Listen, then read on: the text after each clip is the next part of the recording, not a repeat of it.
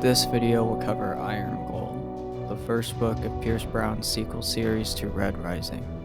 While intended to recap the main plot points of the series, I highly recommend you read the first series and the book itself before watching this video.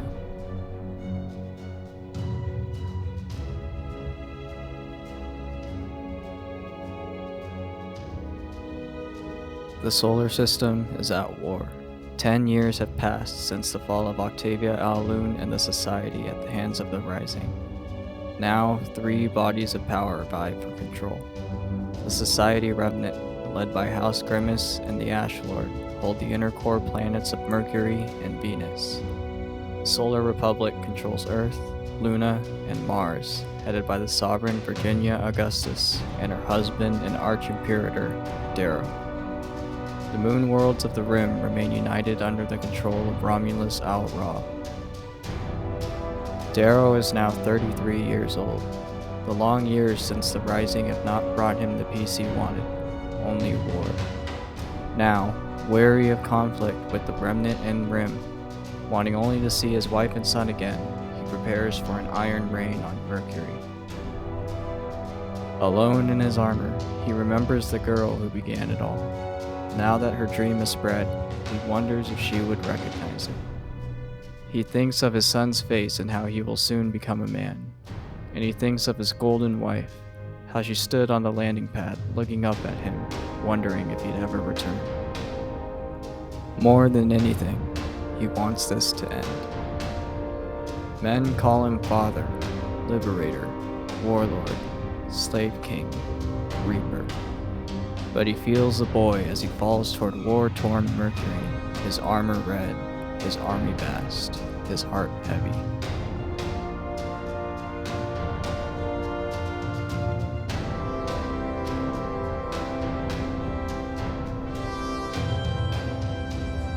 Darrow's iron rain on Mercury was successful.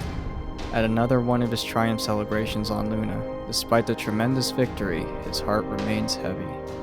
As he climbs the stairs to the Forum, Darrow can only feel the weight and pressure of the countless hopes, dreams, and pain that rest on his shoulders. Reaper, Reaper, Reaper, they cry, not in unison, but in frenzy. Not the name my mother gave me, but the name my deeds have built. The name the fallen peerless guard now whisper as a curse. Despite the momentous occasion of liberating another planet for the Republic, the stain on Darrow's soul continues to grow. Although the Ash Lord has fled to his last bastion on Venus, famines and genocide are rampant in Mars. Obsidian pirates raid the belt, and radiation sickness and disease still spread throughout Luna after the Jackal's bombings. 200 million lives have been lost in the fledgling Solar Republic's war. Darrow's 7th Legion lost nearly half its number on Mercury.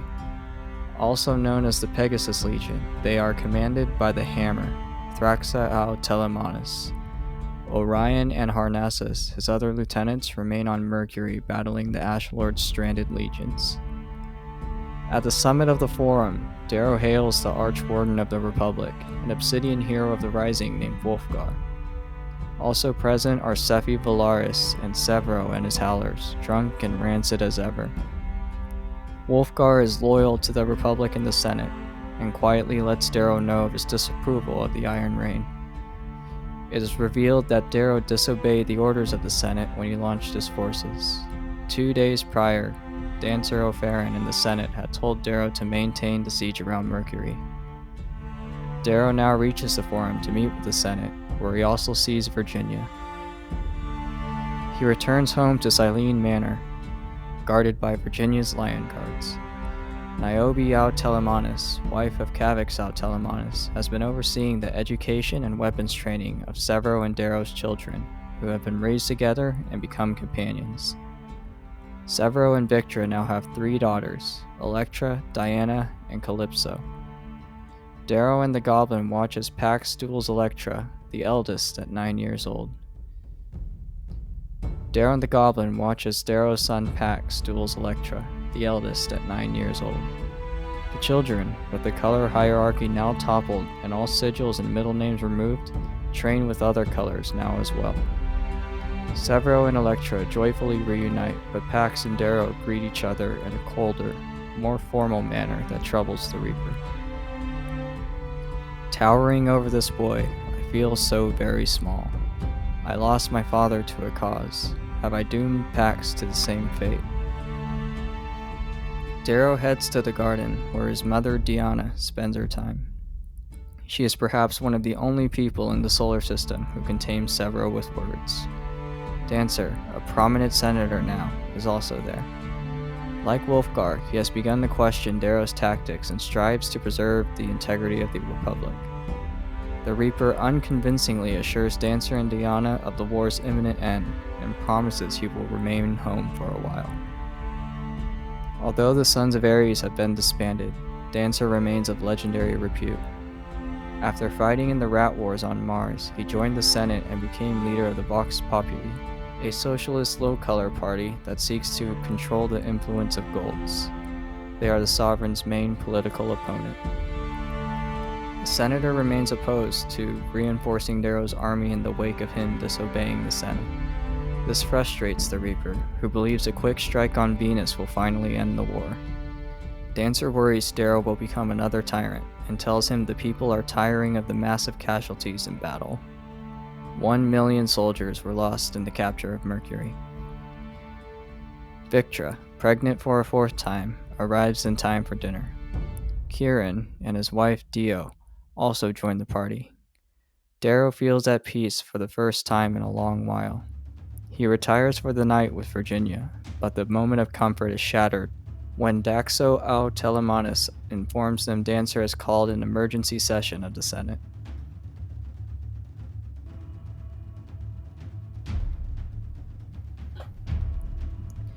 Lyria is a red of Mars, hailing from Lagalos. She was 16 years old when the Rising liberated her mind and she saw the sky for the first time. Filled with hope, Lyria was overcome seeing the sun for the first time and the prospect of living in the new republic. That was 2 years and 1,000 broken promises ago. In the present day, Lyria lives in Assimilation Camp 121 with her mute, mentally broken father. Also in their small, cramped home are her brother Tyrion and her younger sister Ava. Ava's young children, Liam, Con, and Ella, live with them as well. Her clan, the Gammas, live on the Chimerian plain and battle the scorching summer sun and mosquitoes daily. Her impoverished camp is continuously raided by the Red Hand, a terrorist group that kidnaps and murders in the name of justice. They say it is retribution for the Gamma clan being favored by the Greys in the days before the Rising. The Republic rarely returns, and when it does, it brings a full military escort. More than 50,000 Reds live in the camp, with children working grueling jobs in terrible conditions. All able-bodied boys and girls, including 2 of Lyria's older brothers, have joined the Free Legions.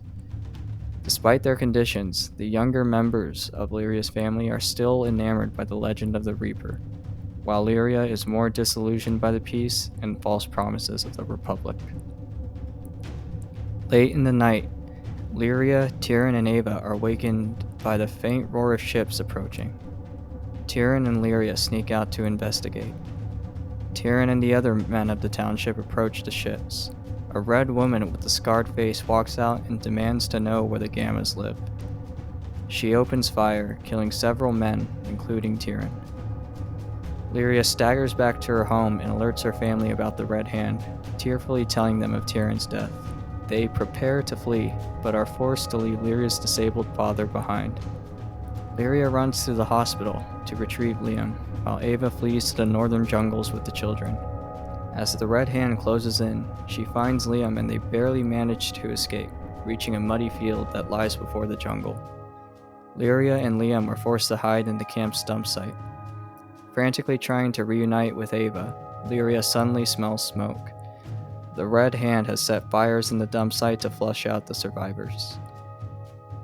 They run towards the river as the sun rises over their burning camp. Lyria sees the same scarred woman from before, who gives orders to her soldiers to fire on the fleeing crowd. She is shot in the shoulder, falling to the ground. On her back, she sees silver teardrops in the sky. The Republic has arrived. A powerful knight lands in front of Liam and Lyria as a battle breaks out, with the Red Hand retreating. As the refugees huddle together, the knight is shot from the sky and falls into the river, sinking. Lyria is the only one to move forward and save him from drowning. They remove his helmet to find he is a gold, a massive peerless guard.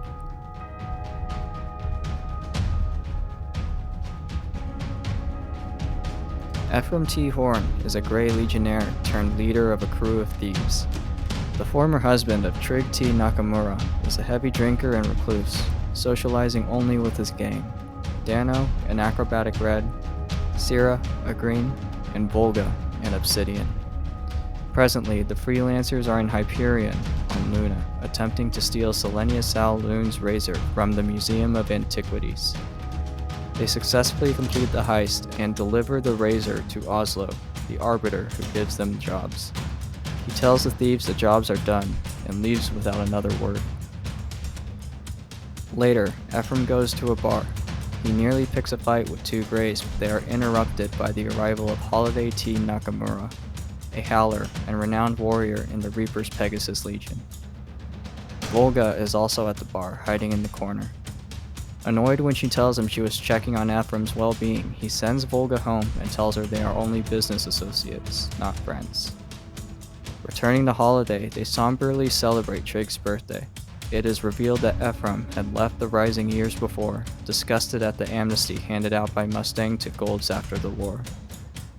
Holiday, disappointed and pitying the thief's current state, tries to recruit him into helping the Republic take down the Syndicate, a vast criminal enterprise on Luna. Ephraim declines and continues to down liquor, and she leaves. He staggers to the edge of an airway outside the bar and prepares to jump to his death. A hand grabs his shoulder, stopping him. Ephraim spins around and is knocked out by three pale men. He awakens tied up in front of a cold, pink businessman by a table with a menacing saw.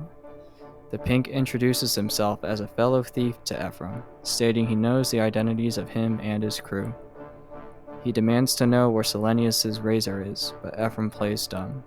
The pink, losing patience, reveals his identity as the Duke of Hands to Ephraim, a powerful member of the Syndicate. He threatens to cut off Ephraim's hand, but the thief stays convicted to his moral code and refuses to snitch. The Duke then peels back, revealing he was testing Ephraim to see if his code held true. Oslo, the gang's arbiter, had recommended Ephraim to the Duke beforehand. The heist of the razor was done at the Duke's behest. The Duke gives Ephraim and his crew a new job. Ephraim reunites with his crew, who are convinced the job is too dangerous and they will die attempting it. He agrees, but they all decide to take on the mission because of the pay of 80 million credits. They only have 1 month to prepare.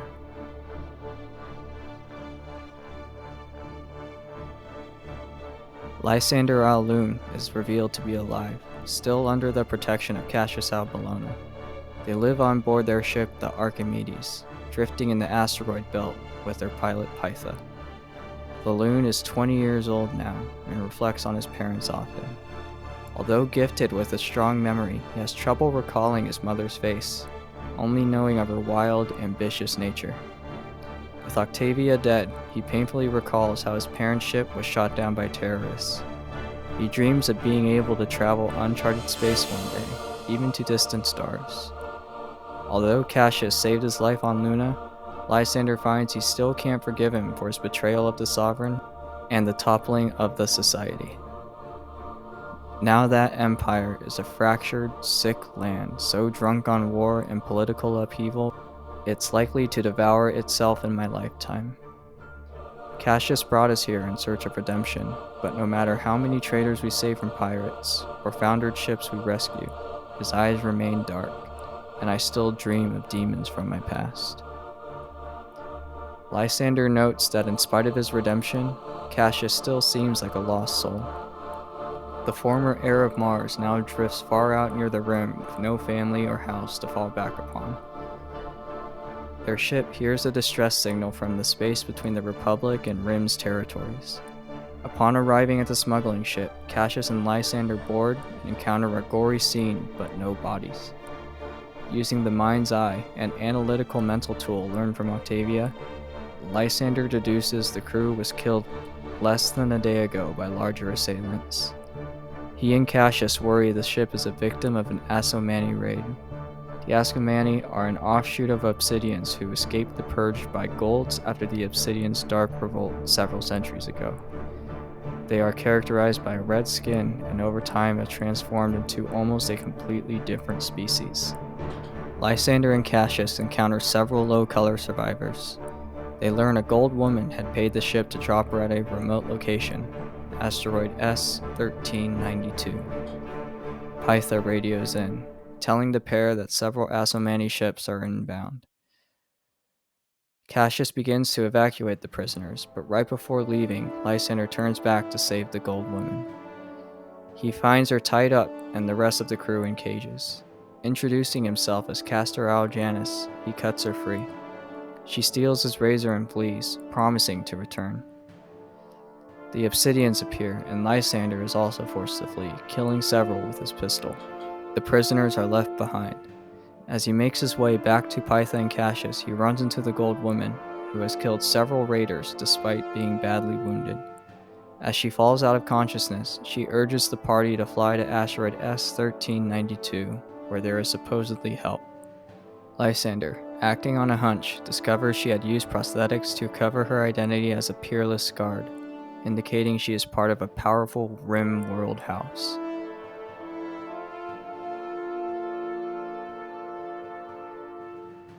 Darrow sits alongside Severo as Publius Q. Caraval, an incorruptible copper senator, commences the emergency session of the Senate. He stands to announce the liberation of Mercury through his iron reign to the raucous applause of roughly half the senators present. Despite his weariness of war, he urges the politicians to support one final military action against Venus and the Ash Lord. Even here, amidst the thunderous applause, I hear Lorne's words echo in the dark place of my mind. Death begets death begets death. Daxoel Telemanus pledges his block support for Darrow and proposes that 20 million additional soldiers are drafted. Dancer then rises. He scathingly accuses Darrow of ignoring the people's voice, highlighting how the Reaper's disobeyal of direct orders resulted in 1 million lives lost, including 200,000 Obsidians. The Red Senator points out that even though Mars is liberated, many of its citizens still live in poverty and danger. Dancer argues that the Republic's resources are spread too thin to adequately protect its people. Darrow remains resolute, arguing the only way to true peace is through the current war and the vanquishing of the Ash Lord. Dancer, however, has one last trump card.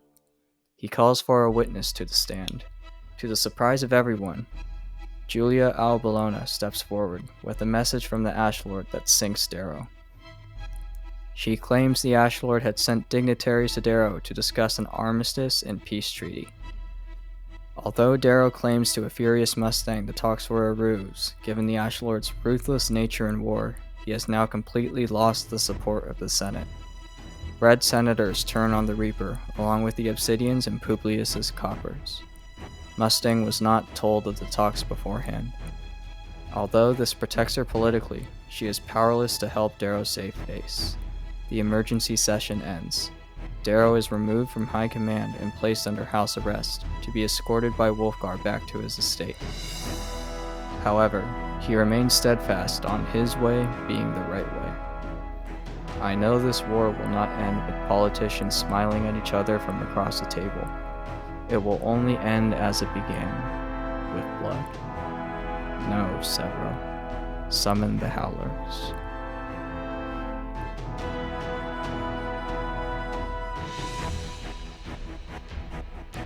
Back on the Archimedes, Pythe, Cassius, and Lysander are being pursued by 3 Asomani vessels. One of their engines is down, ruining their hopes for escape.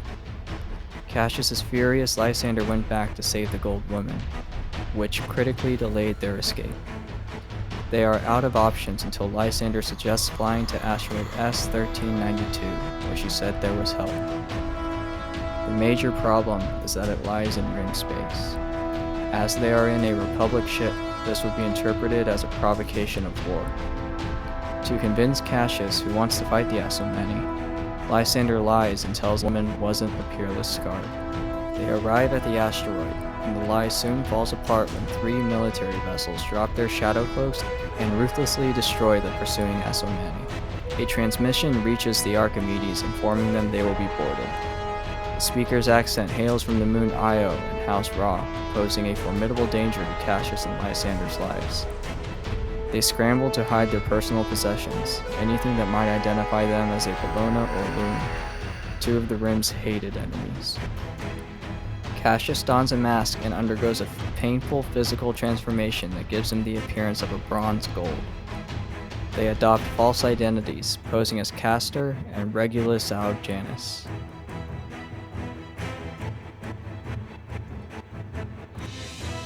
Darrow meets 37 of his Howlers, quietly concerned one of them leaked the false emissary meeting to Dancer.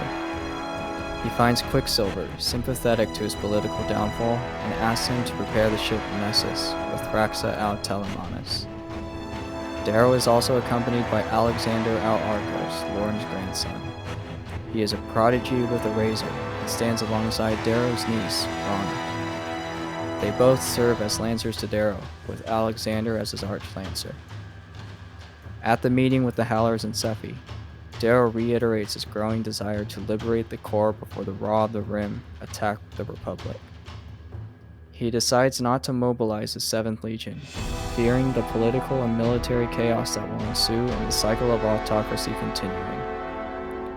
The group is hesitant to go to war with the Senate, not wanting to dismantle the Republic they created. Darrow reveals he plans to leave Luna during the night and asks for volunteers to accompany him. Holiday refuses to join, opting instead to protect Mustang and Darrow's children. The other Howlers, including Callaway Z. Char, Darrow's best pilot, join the Reaper. In a devastating blow, Sephi does not accompany them. She looks instead to the welfare of the Obsidians, who she feels are still looked down on and used by Golds like before. Darrow tells the remaining party they will head to Venus to kill the Ash Lord himself. Several in the Howlers fall into a manic rage, but Darrow can't help but notice the pregnant Victra watching her husband with fear in her face. The doubt creeps in, and I feel so very old.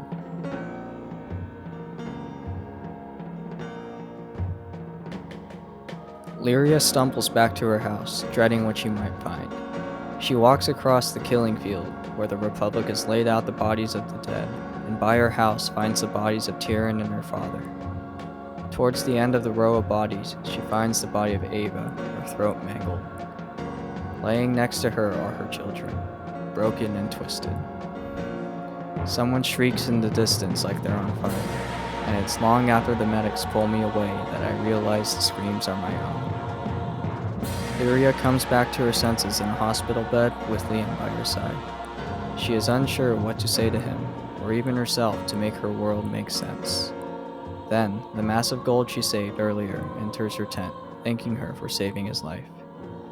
He is Kavek Sal Telemanus, and he is grateful to Lyria and Liam for allowing him to see his family again. He offers her a silver fox pin, telling the girl she can call on him for aid at any time. Lyria tells him her family is dead and the Sovereign abandoned the Low Reds on Mars. He offers her reassuring words, but Lyria finds them empty and void of anything substantial to help her and Liam's situation.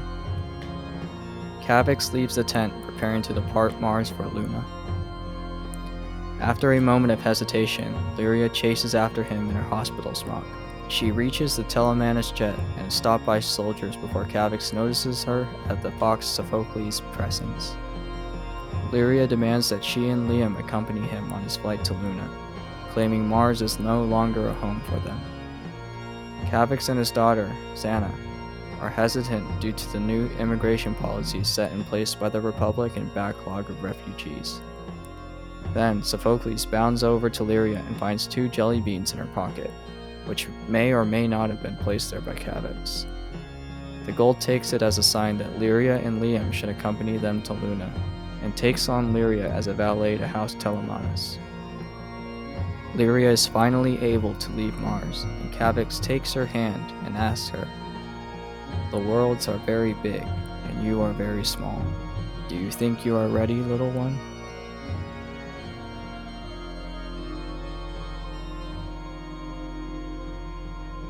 Rim Commandos storm the Archimedes. Lysander tries to master his fear using meditations, but fails.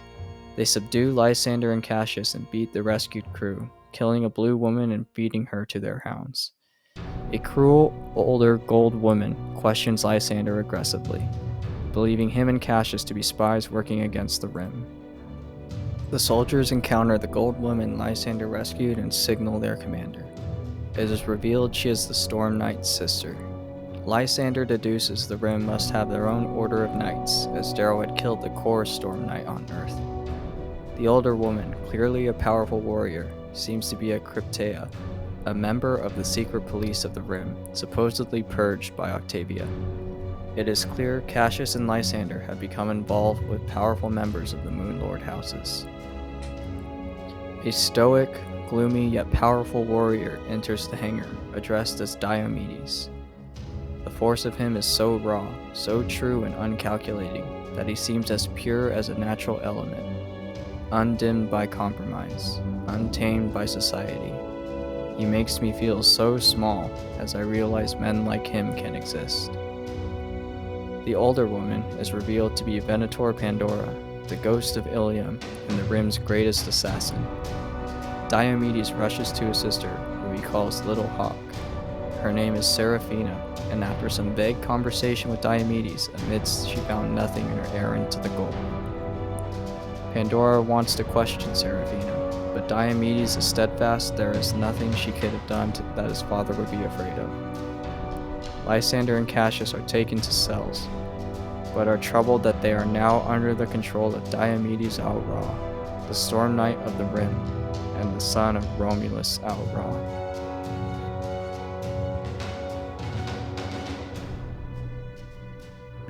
Darrow and the Howlers prepare to depart.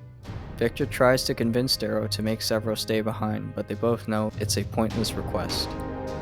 Severo and Darrow both visit their children for perhaps the last time. Darrow goes for a ride with Pax on a bike he built. The brief moment of peace is broken when Darrow tells his son he must leave again for war, who accuses him of not caring about his son or wife. I feel the erosion of my credibility in his eyes, and I wish I could explain how he is right. A father should be there for his son. I'm left in the thunderous silence, wondering what happened to the life I imagined when I first saw him on that beach in my mother's arms. As he prepares to leave, Darrow is confronted by Mustang. She is understandably frustrated with Darrow leaving again, abandoning her to clean up the political mess. Mustang pleads with her husband to stay and prevent the shattering of the young republic, but Darrow remains set on his path. Reluctantly, she signals Wolfgar and the wardens to the estate to arrest him. Darrow flees, but quickly runs into his friend Wolfgar. The Archwarden tries to convince Darrow to stand down, but Darrow sees through his misplaced idealism of the Republic and its principles. He knows they will imprison him and his liberties, something Darrow promised he would never allow to happen again. A melee breaks out, with Darrow giving in to his rage and frustration that have built up over the past days. In a blind fury, he launches himself at Wolfgar. After a brief duel, he stabs the Archwarden through the mouth, killing him. As Wolfgar falls to the ground, Darrow comes to his senses and realizes he will now be seen as a hated criminal. Wolfgar carried the luster of Ragnar's legend with him. He was a hero. He was a symbol, and not just to the Vox Populi. The people in the Obsidians will hate me. I've taken one of their favorite sons, one of their great bridges to the Republic, and cut him down in the grass. Darrow leaves with Severo, with a stunned Mustang and Pax watching from the bloody field.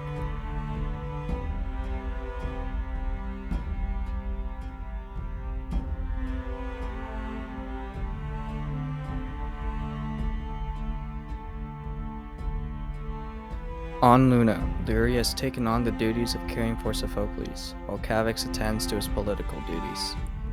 It is a surprisingly difficult task, with the fox seemingly declaring war on the petrel birds of the Citadel Gardens.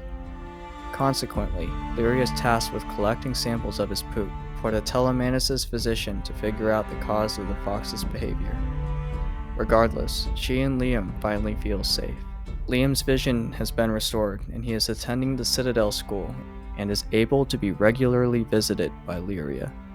Cavix was teaching Liam how to read, but after Darrow's demotion and his recent escape, the Telemanus has been absent. Lyria notes how many have joined the mobs calling for the Reaper's arrest and the Sovereign's impeachment. She visits the physician, Dr. Liago, who shows her a deep violet flower called the Night Lily. If touched, it fires spines with poison and causes quick, painful cellular death in the afflicted. Relaxing with the other valets later, she learns that Sophocles is 700 years old and has been cloned 21 times. On one of her leave days, Lyria decides to go sightseeing in Hyperion. She takes in the noises, sights, and immense buildings of the crowded city. Her first stop is a history museum, the same one Ephraim stole Selenius' razor from some weeks prior. There I find a room of concrete that stretches several stories high. 1,000,000 red sigils litter the floor, each taken from the mines that the Jackal of Mars liquidated. They call it the Hall of Screams. Overwhelmed, Lyria leaves the museum and heads to a small park to catch some air. She walks past a gold woman. All of a sudden, the woman whirls around and shouts out, claiming Lyria has stolen her bracelet. She is detained by 2 greys and arrested. Before she is driven away, a slender gray man with a forked beard and a limp interrupts the officers. He introduces himself as Philippe, and is able to free Lyria by conversing with the older Grey about his time in the Rising Legions. They end up spending the day together, bonding and talking.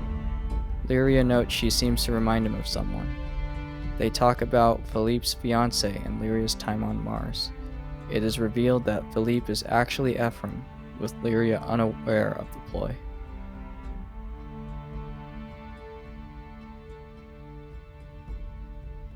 Lysander and Cassius, during the month-long journey to Io, are tortured via water deprivation. To teach Lysander a lesson about respecting the rim and how the lush world thrives in the poisonous atmosphere, Diomedes sticks Lysander's head out into the atmosphere without the protection of an oxygen mask. Lysander and Cassius are taken to a remote fortress garrisoned by Velu al-Ra, the sister of Romulus. And inside its halls, seated at the foot of a throne, is the 23rd Lord of the Dust himself. He wields a hasta, a rim variation of a razor that is longer and can transform into a lance. His right arm and left eye are missing, casualties of war. It is clear he warrants a tremendous amount of respect from Diomedes and Pandora. Accompanying him is another one of his sons, Marius al-Ra. Romulus questions Seraphina, revealed to have disappeared from the moon some weeks prior. She passionately claims she was seeking the truth behind the destruction of the Ganymede dockyards. The dockyards were destroyed during the Rising by Darrow, but he manipulated the Moon Lords into believing it was Rolk al-Fabi of the Sword Armada who gave such orders. Romulus is aware of this duplicity, but out of political necessity has kept it secret from everyone else to avoid another costly war. Seraphina, at the urging of her mother, Dido al-Ra, had been sent to find evidence of Darrow's involvement. Romulus, due to his strict sense of honor and duty, is forced to imprison Seraphina in the fortress for risking war and breaking the law. He gives orders to kill Cassius and Lysander, but is interrupted by reports of incoming vessels. It is Dido al-Ra and her warships. Dido arrives with soldiers dressed for war. At her side is the formidable warrior Bellerophon al-Ra. She initiates a coup, disgusted at her husband for his supposed weakness and governance of the Rim. Romulus is arrested, but a duel breaks out between the opposing Ra factions. Diomedes moves like a whirlwind, slaying several men before they can even react. His speed, strength, and skill greatly unnerve Cassius and Lysander, who both had believed Cassius was the greatest gold swordsman left in the solar system. Romulus finally orders Diomedes and his men to stand down and allows himself to be escorted out. Seraphina tells her mother her mission was successful, its goal still unknown to Cassius and Lysander.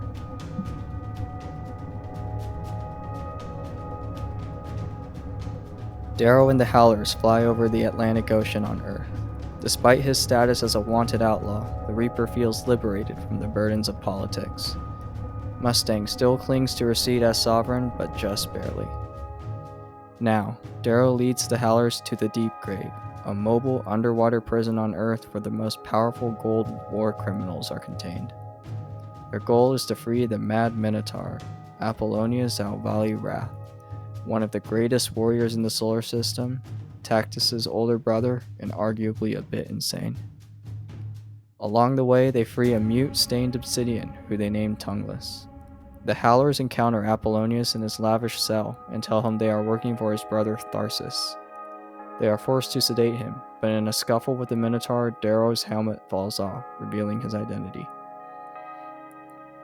Darrow and his Howlers leave the Deep Grave with several other prisoners to disguise their intentions of freeing Apollonius. Darrow splits up his team, sending Kieran and Rana to assignments on Earth. Although he claims it is for necessary missions, the Reaper does it to protect their lives from the upcoming battles on Venus. Rana is frustrated at being sent away from the front lines again, despite her years of training and experience.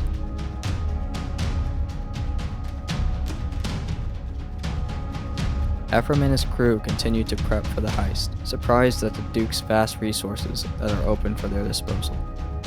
They visit Kabachi, an acquaintance of Ephraim, and acquire specialized tech for the job. A week after meeting Lyria, Ephraim returns to Kabachi for more equipment, including a locket. He meets with Lyria again, remarking to himself how the city has changed her and brought out her good, trusting nature. They talk again, and Ephraim gives Lyria the locket, telling her it was from his fiancée.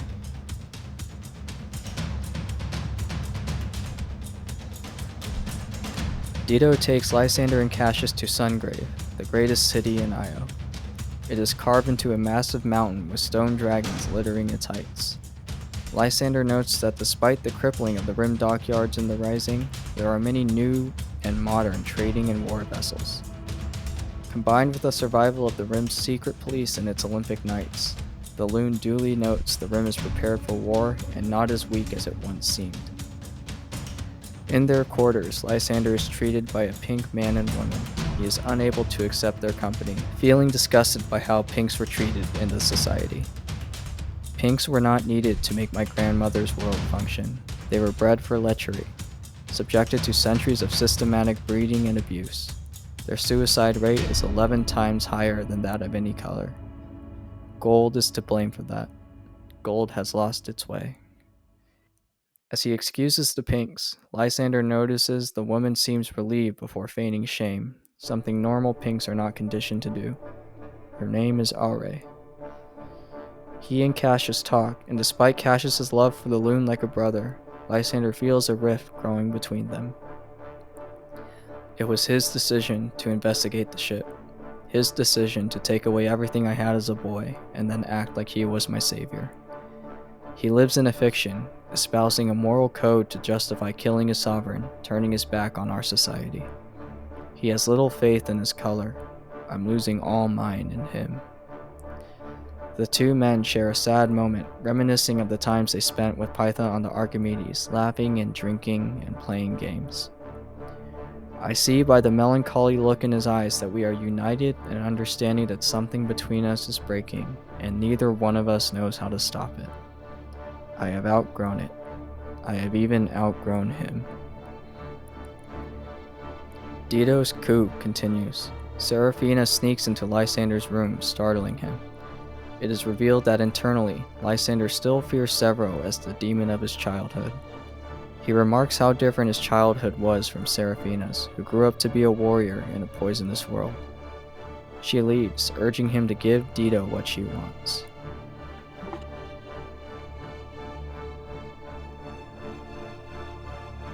On the way to Venus, Darrow discovers Rana has stowed away on the ship. Alexander paralyzes her as punishment, and Severo orders her to clean their latrines when she comes to. Darrow and several visit Apollonius in his cell, where he is naked and playing the violin. His flamboyance, in battle and the current conversation, oddly fascinates Darrow. The Reaper notes that before the Deep Grave, the Minotaur was much like his brother Tactus. Vain, a heavy drinker, and partier. But now he is much more dangerous, claiming to have sharpened his mind and body. It is revealed he was imprisoned in the Deep Grave after taking on a mission for the Ash Lord to kill Darrow. Magnus Algrimus betrayed Apollonius, abandoning him at the Citadel to die. Darrow offers the Minotaur a deal. In exchange for him allying with the Howlers to kill the Ash Lord, Darrow will reinstall him as the head of House Wrath and ruler of Venus. The Reaper believes Apollonius to be too unstable to pose a long-term threat to the Republic on Venus, and hopes that placing him back in Venusian politics will ignite a civil war there, destabilizing the Ash Lord's position.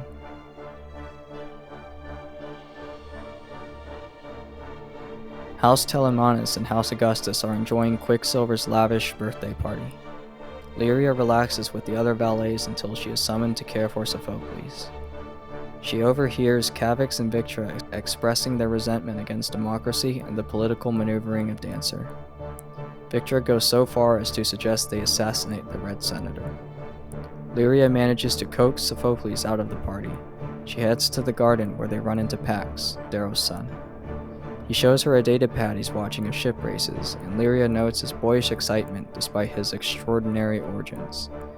Afterwards, Pax nervously asks Lyria about the mines, stating he wants to understand what it was like for her on Mars. She snaps at him, disgusted at what she perceives as false empathy, wanting to share the pain. Pax is crestfallen, and Lyria storms out of the garden. They all want a part of it, a part of pain that's not theirs. They planted us in stones, watered us with pain, and now marvel we have thorns. Slag them. After the party, Lyria departs on a ship with the Telemanuses, as well as Pax and Electra. She worries her outburst will result in her being fired as a valet. As the ship rises, the locket Lyria has in her jacket, a present from Philippe, begins to blink red. A metal disc bursts out and hisses. It releases a gas, knocking out everyone on board and causing the ship to crash.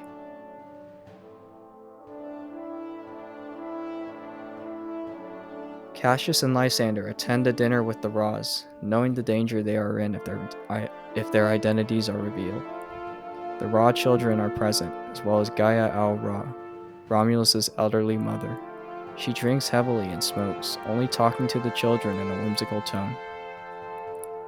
Aure performs a song before dinner, and Lysander notices Diomedes' gaze following her. He also notices Gaia is clearly only pretending to be senile.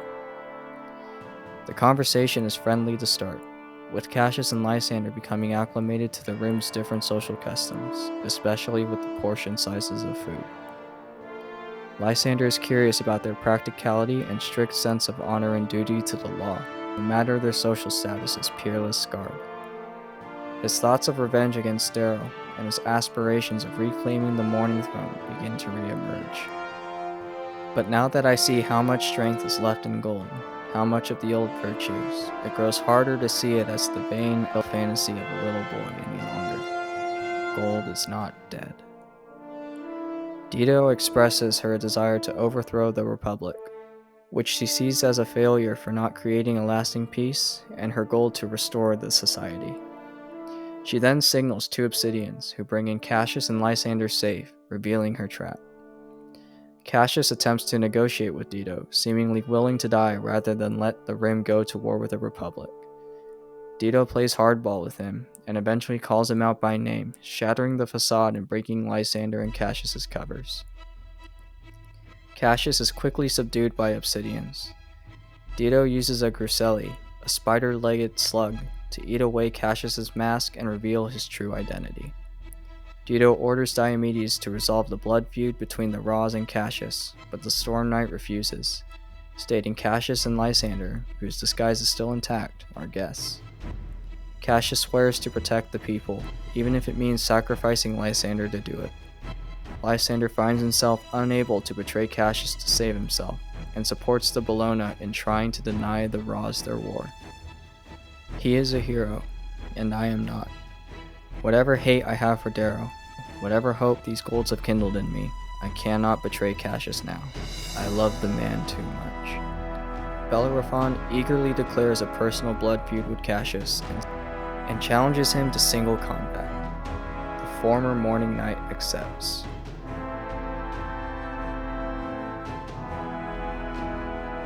The shuttle containing the Telemonases, Pax, Electra, and Lyria crashes as planned into Ephraim and his crew's trap.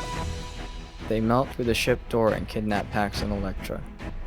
Ephraim pulls out his pistol when he reaches the unconscious Lyria to kill her and prevent her from giving away his involvement. He finds himself unable to pull the trigger and takes her to the crew as a third hostage. As they leave, Cavix awakens and attacks Ephraim and Darrow. Despite the crew being heavily armored and armed to the teeth, the fearsome gold punches Ephraim in the chest, sending him flying back. He swings at Darrow, his right fist smashing into the Red's head, killing him. Volga fires a plasma blast that sends Cavix flying.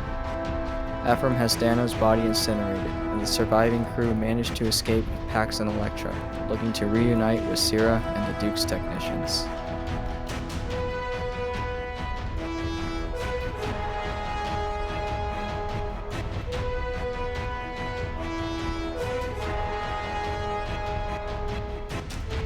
Cassius prepares for the duel, lost in thought. He talks to Lysander somberly, recalling the Bellonas preparing for war before the Lion's reign as stewards of Mars, and the pride he felt when he knew his father was proud of him for becoming a man in his eyes.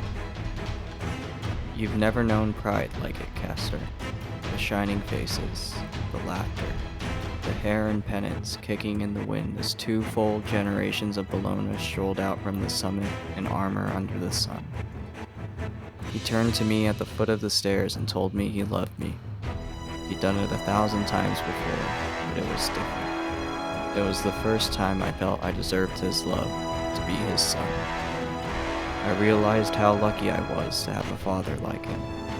In a world of terrible men, he was patient, kind, noble in the ways stories told us to be his boys. Cassius urges Lysander to protect the evidence at all costs for the safety of the Republic. Lysander, however, feels no loyalty there, believing Darrow has failed.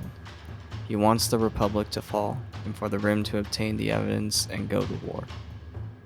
Cassius believes Lysander is being manipulated by his feelings towards Seraphina.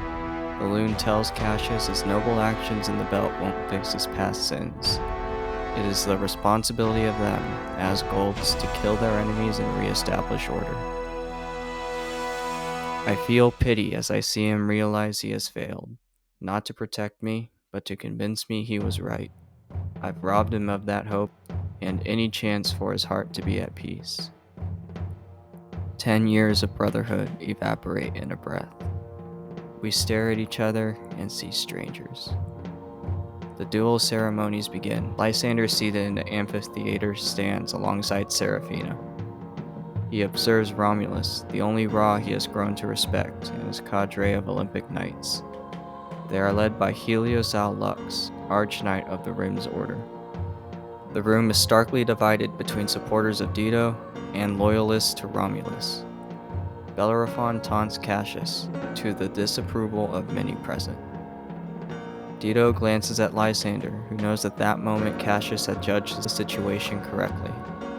The Raws see Lysander as the weak link in the duo and seek to break him, to give up the evidence to save Cassius's life. The duel begins, with Cassius initially driven back as he adjusts to the Rim's foreign fighting style and razor form. He is cut on his forehead and badly wounded in his shoulder, but rallies and cuts off Bellerophon's right arm and is left at the forearm. With the Ra at his mercy, Cassius calls for the duel to end. However, Bellerophon's strict sense of honor demands that he die to his opponent. Pulvis et umbra sumus, Akari, bear witness. Bellerophon is decapitated by Cassius, who turns to the crowd and says, I am Cassius Albellona, son of Tiberius, son of Julia, Morning Knight, and my honor remains. Dido, however, summons another Ra to fight Cassius, stating his feud is with the house, not Bellerophon himself. She applies more pressure on Lysander to give up the code for the safe. Raw after Raw is sent after Cassius, who, despite tiring and bleeding profusely, kills them all. Lysander chillingly realizes the deaths are orchestrated by Dido to seal the Rim's conviction against the Republic and to galvanize support for her war. Finally, Seraphina is summoned to duel Cassius. In his weakened state, she overpowers him and prepares to strike the killing blow. From the stands, Lysander sees Cassius smile at him, for he believes the secrets of the safe will be protected after his death. The loon, however, finds he cannot sit by and watch Cassius die. Breaking his companion's heart, he jumps down and announces his true name, Lysander al-Loon, to the stunned Raws. He urges them not to kill Cassius, stating Darrow is the true enemy, and he demands that Dido bring him the safe. Diomedes offers to care for Cassius, who is losing consciousness from his many wounds. Lysander numbly opens the safe and gives Dido Cassius's razor, upon which the evidence is hidden. Dido triumphantly displays a holotape to everyone in the stands. It shows Darrow and Victra giving the orders to bomb the dockyards at the Battle of Ilium. The Moonlords and Lysander are shocked, having believed the crime to be originally committed by Rolkau Fabi. However, in the holo, Rolk lies dead on the ground at the feet of the Reaper. And here, in the wake of his destruction, I understand beyond a shadow of a doubt that to protect mankind, the Reaper must die. In a near religious fervor, the Moonlords erupt in anger and declare war, rallying behind Dido. Lysander is taken back to his quarters and falls into a fitful sleep. When he awakes, Aure arrives and tells him Cassius has died of his wounds.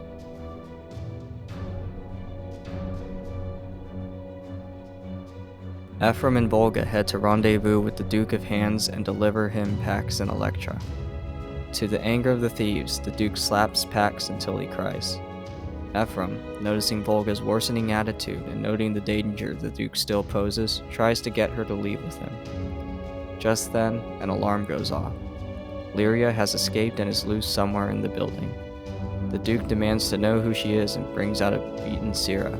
She has betrayed them to the Duke, who has known about Lyria the whole time. The Obsidians are sent to capture and kill Lyria somewhere in the tunnels and shafts of the building. Syrah is thrown off the side of the building to her death, and Ephraim and Volga are allowed to leave. Despite Syrah snitching, Ephraim still wants to take revenge on the Duke for killing one of his crew.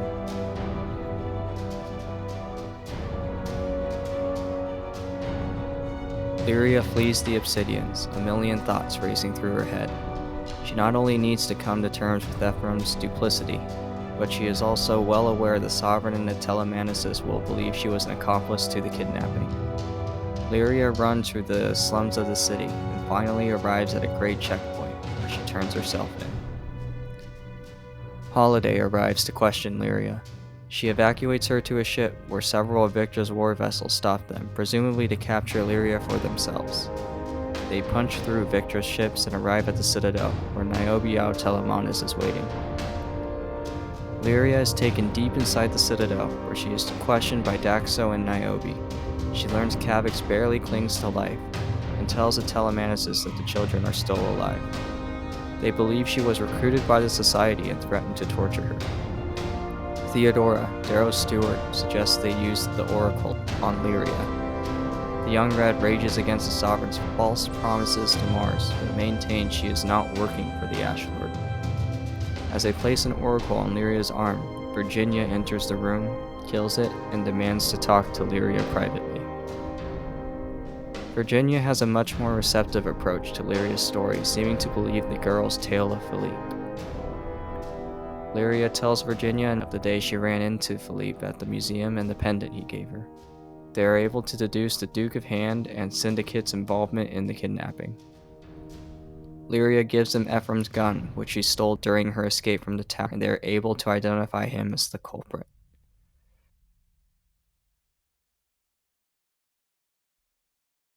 Rana and Alexander bicker as the ship arrives at Venus. Despite his tremendous skills, Alexander is still arrogant and needs to be humbled by the Reaper every now and again. The Howlers and Apollonius land on Venus, where the imposing warrior reintroduces himself to his men who remain loyal. At the Wrath Complex, Severo notes there aren't as many troops around as there should be. They find Tharsis Al-Bali Roth swimming with his entourage. He is the least trustworthy and most indulgent of the Wrath brothers. He was also a former bone rider of the Jackal. The Howlers secure the patio, killing Tharsis' entourage and stunning him. Tharsis fires insults at Darrow and the Howlers until Severo cuts off his ear. He becomes a crying mess, dropping the rebellious facade. Apollonius hugs him in forgiveness as Darrow and Severo can only watch in faint disgust. Tharsis reveals the Ashlord hasn't had an audience in 3 years. Any prospective meetings must go through his daughter, Atalantia Algrimus. Darrow, Apollonius, and the Howlers then prepare to storm the Ashlord's island fortress. Darrow is disappointed to find that of Apollonius' original host of 250,000 men, only 911 remain to help him take the fortress of the Ashlord. The Reaper listens as Apollonius rallies his shamed troops to fight alongside him once more. Severo pulls him aside and tells Darrow he came along to protect his friend, and that they should leave Venus. Darrow convinces him to see the mission through, but Severo tells him afterwards he is returning to his family and is done fighting Darrow's battles. The Howlers and Apollonius split up, with the warlord shouting poetry as he flies into the sky. As Apollonius' men make first contact with the enemy on the beach, Darrow prepares to strike the fortress and end the war once and for all. I summon my anger, my hatred. I am Helldiver of Lycos, the Reaper of Mars, come to rip the life from the last great warlord of gold. The Howlers fire a nuclear missile at the island, destroying part of the fortress. Darrow and the Howlers fly for the Ashlord's tower. After an aerial battle with the peerless guard of the 13 Draconis Legion, Darrow makes it to the roof of the tower. Shockingly, he is joined by Apollonius, who overcame 4-1 odds against him on the beach. Darrow summons Severo, and with Apollonius they head to the Ashlord's quarters.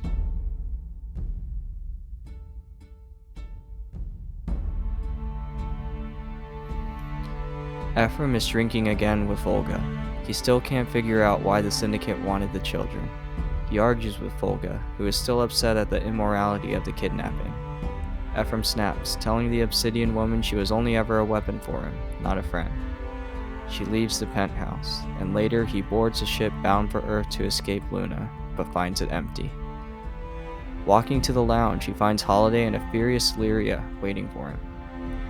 Although he initially doesn't give them any intel, sudden memories of Trig overwhelm Ephraim, and he begins to offer information in order to make things right. Virginia appears on a transmission, and Holiday reveals the Republic has captured Volga and will hand her over to the Telemonuses for torture if Ephraim doesn't cooperate. He agrees on the condition Volga is pardoned once the children are returned, and Virginia agrees. If you attempt to escape, or if you defect to the Syndicate, your friend will die. And be it on Mars, Luna, Earth, the Rim, or Venus itself, one night you will wake in the middle of the dark and find a shadow standing over you. If you are lucky, it will be me. If you are unlucky, it will be Severo or my husband, and you will die shitting yourself in a foreign bed.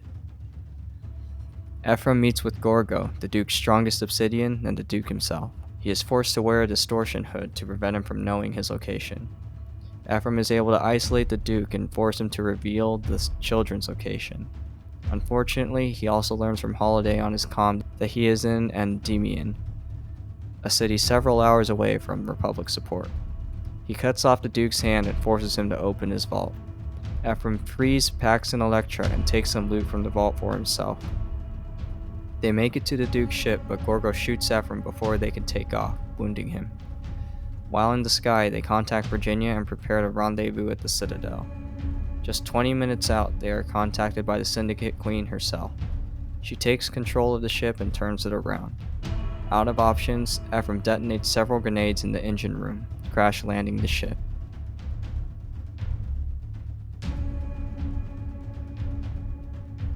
Upon hearing the initial news of the rescue, Lyria and Virginia are immensely relieved.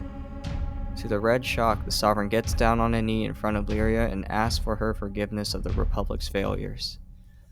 Overcome, Lyria forgives Virginia, finally letting go of her anger and hate, and feeling hopeful about the future for the first time in a long while. She agrees to serve Virginia as a witness to the events of the kidnapping. However, on the way to her quarters, she is sedated by a brown janitor, who says she is taking her to Victra.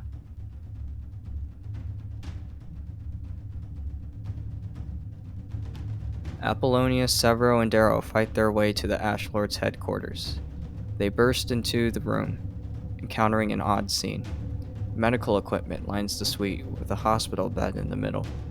Severo pulls back the curtain to reveal the Ash Lord. He was once over 7 feet tall and rivaled the Telemanuses in size, but is now an emaciated, skeletal husk of a man. Darrow's adversary for more than 10 years in war has been physically destroyed, bewildering him and Severo. Magnus Algrimus expresses his respect for Darrow and seems at peace with his impending death. I suppose that is what every man must tell himself in war, that there will be an end, and when it is done, enough of himself will remain. But we know that isn't true. War eats the victors last. Apollonius arrives, seeming less surprised at the Ash Lord's state. He reveals that he poisoned Magnus 3 years ago while imprisoned in the Deep Grave, but was allegedly unaware of its success. Darrow feels lost, knowing all his actions leading to this encounter have been a waste. The Ash Lord reveals his daughter, Atalantia, has been commanding his fleet with a burning hatred for Darrow. She has taken the bulk of her military might to Mercury, where she will launch a counterattack that will undo all of Darrow's efforts. The war will not end this day, but instead begin anew. Darrow is crushed. It is my fault. I never should have launched the Iron Rain. I shattered my family, killed Wolfgar, came here all for nothing.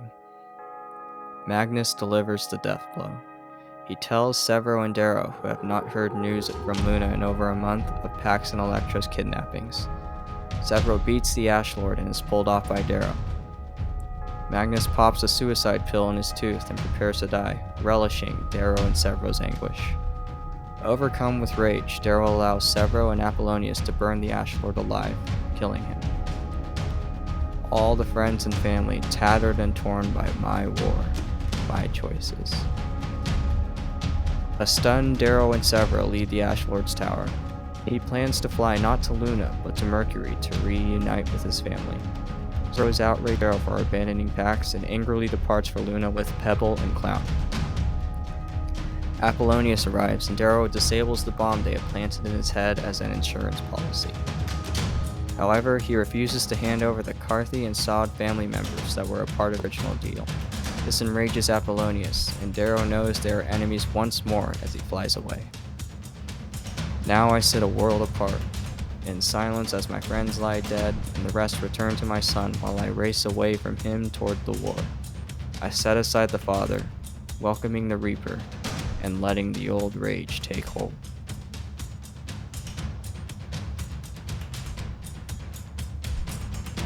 Lysander is summoned to an audience with a mysterious friend who he assumes to be Seraphina. He is surprised when Gaia Al-Ra shuffles into the room. She has dropped her senile facade. They verbally joust, with Lysander finding she reminds him of Atalantia. With Lysander finding she reminds him of Atalantia Algrimus. She plays the piano when Lysander suddenly interrupts her, seemingly remembering how to play as well. Shockingly, he is able to recall his mother's face, if only for the briefest moment. Lysander is reunited with Pytha and learns she was tortured. Gaia reveals the two of them will likely be executed the following morning, but offers to help them escape so long as they free Romulus before his trial as well. They will also be assisted by Vila Al-Ra. The matriarch wishes for the Rim to avoid war, implying she cares not for the well-being of the Corps. Lysander perceives this as a lack of honor, and agrees to her plan out of his own self-interest. He is given Gaia's razor. Goroth, Gaia's obsidian, leads Lysander and Pytha to the tunnels that will let them break into the dust cells. Lysander betrays Goroth and cuts off his hand, kneeling in front of the security cameras. He is taken to Dido, where he tells her of the plot and shows her Gaia's razor as proof. Lysander explains the reason for his betrayal, stating he wishes to kill Darrow and restore order to the solar system. Dido informs him that she and Romulus will decide on his fate after the trial. The trial, she reveals, will be a sham, with Romulus only to be found guilty of negligence instead of treason. This will allow for him to survive and avoid charges of treason while the Rim is still able to pursue war. In the Hall of Justice, Lysander attends the trial of Romulus Al Ra, conducted by Helios Al Lux. Dido presents her charges of gross negligence during wartime instead of treason, which is punishable by death. The maneuver allows Romulus to step down without losing his life, and for Dido to assume his position. The holo showing Darrow's duplicitous actions is played again. Romulus admits his guilt to the charges of negligence, and it seems there will be a smooth transition of power. However, the White Chance overseer of the trial interrupts. Whites in the society have an archaic power in gold trials, and have the ability to levy additional charges on behalf of the state. Despite the displeasure of the Olympic Knights, Helios declares the White has added a charge of arch treason. Romulus, honorable as ever, admits to knowing of Darrow's actions and conspiring to conceal them from the Rim. Helios is forced to declare him guilty and sentences him to death. Later, the Raz and Lysander gather at the site of Romulus's execution. After saying goodbye to his family, he implores Lysander to unite the worlds and prevent a cataclysmic war. Per Rim custom, Romulus will walk across a sulfur dune with no oxygen mask towards the Dragon Tomb. It is 80 steps across a poisonous land, and only 4 have ever made it to the final resting place of Akari Al Ra. The proud Gold begins his walk of death, making it 70 steps before falling. He dies 10 steps short of the tomb. Afterwards, Lysander visits Dido and asks to join her war. Although not experienced in battle, he is touched by his rescue of the low-color crew ages ago from the Asomani. I see the faces of those I left on the Vindabona. They need a protector, a shepherd. He tells Dido, I am no heir of empire or conqueror of men, but I have the same birthright as you. We were created because Earth broke itself, because man disintegrated into tribal strife. Chaos is the nature of man, order the dream of gold. We were made to shepherd. Lysander, renewed with purpose, offers to contact the Ash Lord and the Society remnant to rendezvous with Dido's fleet. She agrees, and war begins anew in the Rim.